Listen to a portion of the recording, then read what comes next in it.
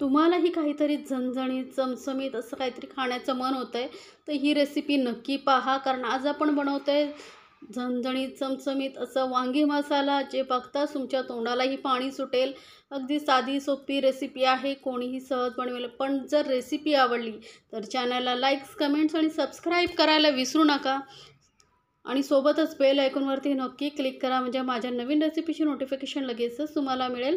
तर ही वांगी मसाला बनवण्यासाठी आपल्याला सर्वप्रथम इथे लागणार आहेत वांगी.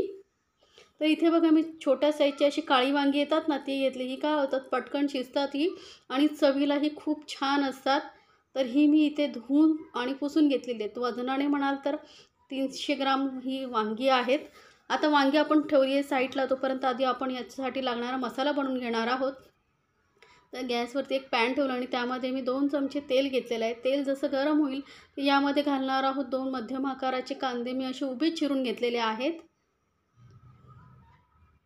2 मध्यम आकाराचे कांदे बस होतात. आता हे कांदे आपण थोडा वेळ तेलामध्ये असं परतून घेणार आहोत. गॅस मध्यमवरती ठेवायचा आहे आणि हा मसाला बनवून एकदा तुम्ही हा वांगी मसाला बनवून बघा, खूपच छान लागतो चवीला. तर कांदा बघू शकता आपला थोडासा हलकासा मी परतलेला आहे. तर यामध्ये आपल्याला काही साहित्य ॲड करायचं आहे, ते म्हणजे इथे लसणाच्या पाकळ्या घेतलेल्या आहे मी. 8 ते 10 लसणाच्या पाकळ्या घ्या. 1 इंच आल्याचे तुकडे करून घ्यायचे. सोबतच 1 चमचा मी धणे घेतलेले आहेत. ताजे धणे घातले ना की चव खूप छान येते. अर्धा चमचा जिरं घेतलेलं आहे.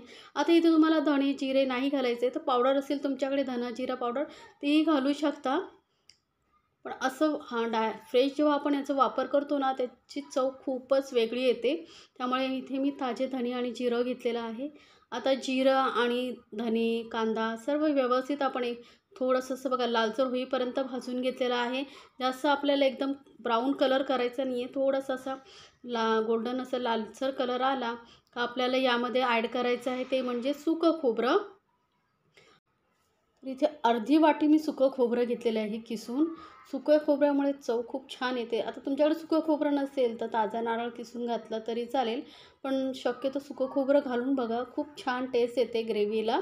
आता सुकं खोबरं घातल्यानंतर लक्षात ठेवायचं आहे, गॅस आपल्याला एकदम मध्यम टू लोवरती ठेवायची, कारण सुकं खोबरं आहे पटकन करपतं, जळतं आणि जास्त आणि सतत मिक्स करत राहायचं, नाही तर त्याचा करपट असा वास येईल. बघू शकता खोबरंही आपलं व्यवस्थित थोडं लालसर झालेलं आहे. व्यवस्थित आपल्याला एकदम जास्त असं काळपट करायचं नाही आहे. थोडं हलकं असं भाजला गेला हा मसाला की आपण याला वाटून घेणार आहोत. तर गॅस करायचं आहे बंद आता आणि हा मसाला आपण पूर्णपणे थंड करून घेऊया. आता हा मसाला थंड होतो आहे तोपर्यंत आपण पुढची कृती करून घेऊया. ते म्हणजे इथे आपण घेतलेली जी वांगी आहेत ती लक्षात ठेवा, वांगी पुसून घ्या स्वच्छ, म्हणजे त्याचे तेलामध्ये घातल्यानंतर टिपके उडणार नाही.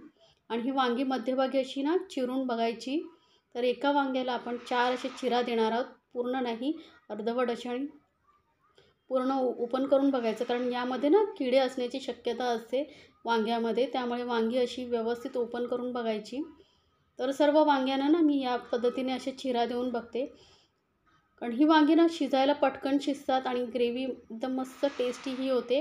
तर वांग्यांना आपल्या सर्व चिरा दिलेले आहेत.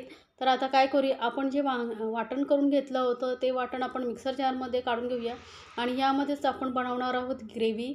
त्याआधी ही वाटण जे आहे आपण साईडला ठेवूया आणि तेलामध्ये पॅनमध्ये तेल घेऊया, कारण वांगी ना पटकन आपल्याला ही तेलामध्ये टाकायची आहेत, कारण नाहीतर काळपट पडू शकतात आतून. असं वांगी थोडीशी फ्राय करून घेतल्यामुळे ना वांग्यांना टेस्ट खूप छान येते, ग्रेव्ही ही खूप छान येते आणि वांगी सॉफ्ट लवकर होतात आणि आपल्याला जास्त वेळ ग्रेव्ही शिजवायची गरज नाही आहे. जेवढं कमी शिजवाल आणि ही अशी फ्राय करून वांगी घालाल तर चव खूप छान लागते. तर वांगी आपली शिजत आहे तोपर्यंत आपण बघा ही चटणी बनवून ठेवली होती, त्यामध्ये घालायची थोडीशी चिंच, अगदी छोटासा गोळा घेतलेला आहे मी तो, आणि सोबतच थोडासा गूळ घेतलेला आहे. आता चिंच तुम्हाला आवडीनुसार तुम्ही तुमच्या कमी जास्त करू शकता. थोडासा गूळ घालायचा आहे. आंबट, गोड, तिखट अशी चव खूप छान लागते या ग्रेव्हीला. हे तिखट आंबट तुम्हाला आवडत असेल तर घाला. आता यामध्ये पाणी घालून आपण एकदम बारीक वाटून घ्यायचे, शक्य होईल तेवढं बारीक वाटून घ्यायचे, कारण धणे वगैरे घातलेले आहेत त्यामुळे जेवढं बारीक वाटाल तेवढे धणे छान वाटले जातात. तर ग्रेव्ही आपली तयार आहे. वांगीही बघूया. वांगीही मस्त फ्राय झालेले आहेत, बघू शकता. सर्व बाजूनी छान असा कलर आलेला आहे. इतपत ही वांगी भाजून घ्यायची आहेत. आता ही वांगी आपण काढून घेऊया. तर वांगी मी एक एक करून आपण जे साईडने काढून घ्यायचं, कारण जे तेल आहे त्याचाच वापर आपल्याला करायचा आहे. तर वांगी सर्व बघा मी काढून घेतलेली आहेत. एकदा या पद्धतीने वांगी मसाला बनवून बघा. आता जे तेल उरलं आहे त्यामध्येच आपण जे वाटण केलं होतं ते घालून घेऊया. पूर्ण वाटण घालून घ्यायचं आणि व्यवस्थित आपल्याला हे मिक्स करून घ्यायचं आहे. आणि आता इथे गॅस ना तुम्हाला एकदम मंदवरती ठेवायची आणि मंद गॅसवरती आपण हा मसाला छान असा तेलामध्ये 1 मिनिटभर परतून घेणार आहोत. म्हणजे काय होतं, मसाला तेलामध्ये असं छान परतून घेतल्यामुळे चटणी ग्रेव्ही आपली छान टेस्टी होते. आता यामध्ये आपल्याला काही सुके मसाले घालायचे आहेत. तर इथे मी 1 चमचा लाल मिरची पावडर घातलेली आहे. तिखट तुम्हाला किती हवं आहे त्यानुसार तुम्ही लाल मिरची पावडर कमी जास्त करू शकता. आणि 1 चमचा काश्मीरी लाल मिरची पावडर घालते. यामुळे कलर खूप छान येतो ग्रेव्हीला. हे ऑप्शनल आहे, नाही घातलं तरी चालेल. अर्धा चमचा हळद घातलेली आहे. सोबतच 1 चमचा मी कसुरी मेथी घेतलेली आहे. कसुरी मेथी ही खूप छान लागते चवीला ग्रेव्हीमध्ये. 1 चमचा अर्धा चमचा गरम मसाला घातलेला आहे आणि अर्धा चमचा इथे मी किचन किंग मसाला घातलेला आहे. किचन किंग मसाला नसेल, सब्जी मसाला असेल तोही घालू शकता. दोन्ही नसतील तर नाही घातला तरी चालेल. मग तुम्ही थोडं गरम मसाल्याचं प्रमाण थोडंसं वाढवू शकता. तिखट तुम्हाला जेवढं हवं आहे तेवढं. तर हा मी गरम मसाला ही होममेड आहे. त्याचीही लिंक मी डिस्क्रिप्शन बॉक्समध्ये देते. पण मी याआधी मी रेसिपी शेअर केलेली आहे तुमच्यासोबत, तीही पाहू शकता. घरी जो मसाला बनवतो त्याला चव खूप छान येते जेवणाला. आता हे व्यवस्थित मसाले मिक्स करून घेतल्यानंतर यामध्ये ना मी शेंगदाण्याचा कूट घालते. शेंगदाणे थोडेसे जाडसर असे कुटून घ्यायचे. तर 3 चमचे इथे मी कूट घालते, जास्त नाही. तुम्हाला आवडत असेल तर थोडं जास्त प्रमाणही घालू शकता. आता हा शेंगदाण्याचं कूट घातल्यानंतर परत व्यवस्थित आपण मिक्स करून घेऊया. जेव्हा आपण हे ग्रेव्हीमध्ये असे जाडसर शेंगदाण्याचं कूट घालतो ना, तेव्हा हे जेव्हा आपण ग्रेव्ही खातो तेव्हा खूप छान लागतं. दाताखाली ते असे जाडसर कण येतात तेव्हा. यामध्ये आता चवीनुसार घालूया मीठ. तुम्हाला जर मी दाखवलेल्या रेसिपी आवडत असतील तर चॅनलला लाईक्स, कमेंट्स आणि सबस्क्राईब करायला विसरू नका. सोबतच बेल आयकॉनवरती नक्की क्लिक करा, म्हणजे माझ्या नवीन रेसिपीची नोटिफिकेशन लगेचच तुमच्यापर्यंत पोहोचेल.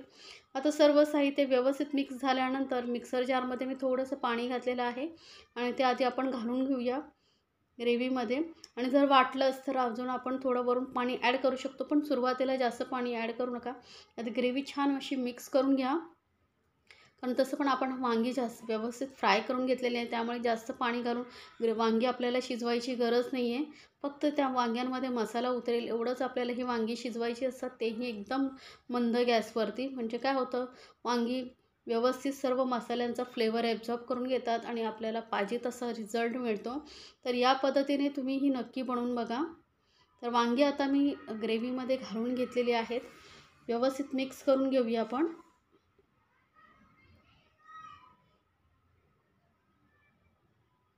तर ग्रेव्हीमध्ये मग मस्त डुबेपर्यंत आपण ही ग्रेव्हीमध्ये पाणी घातलेलं आहे.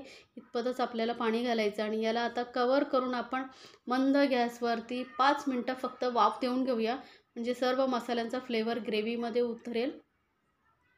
बघू शकता मस्त ग्रेव्ही आपली तयार झालेली, छान अशी वांगी सॉफ्ट झालेली, एकदम सॉफ्ट झालेली आहेत.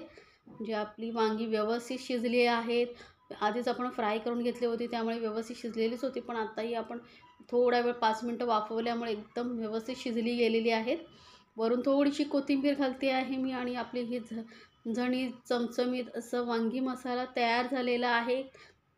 तर पोळीबरोबर, भाकरीबरोबर किंवा राईसबरोबर असाच जरी खाल्ला तरी अप्रतिम लागतो. तर नक्की बनवा आणि मला कमेंट्समध्ये जरूर सांगा तुम्हाला ही रेसिपी कशी वाटली. तर गॅस बंद करून आपण याला गरमागरम सर्व करूया. तरी बघू शकता कलर किती छान आलेला आहे आपल्या ग्रेव्हीला. ही वांगी बनवून तुम्ही टिफिनला देऊ शकता, मुलंही आवडीने खातील. एकदम परफेक्ट अशी ही रेसिपी मी तुम्हाला सांगितलेली आहे. तुम्हाला ही रेसिपी आवडली की नाही तेही मला कमेंट्समध्ये जरूर सांगा. ग्रेव्हीचा कलर बघू शकता किती मस्त आलेला आहे आणि तेवढीच झणझणीत आणि चमचमीत अशी आपली ग्रेव्ही तयार झालेली आहे. सोबतच राईस पोळीबरोबर तुम्ही नक्की ट्राय करून बघा आणि मला कमेंट्समध्ये जरूर सांगा तुम्हाला रेसिपी कशी वाटली आणि तुम्ही कुठून शहरातून ही रेसिपी पाहत आहे तेही मला कमेंट्समध्ये सांगा. आणि रेसिपी आवडली तर तुमच्या फ्रेंड सर्कलमध्येही जरूर शेअर करा, म्हणजे त्यांनाही या रेसिपीचा आनंद घेता येईल.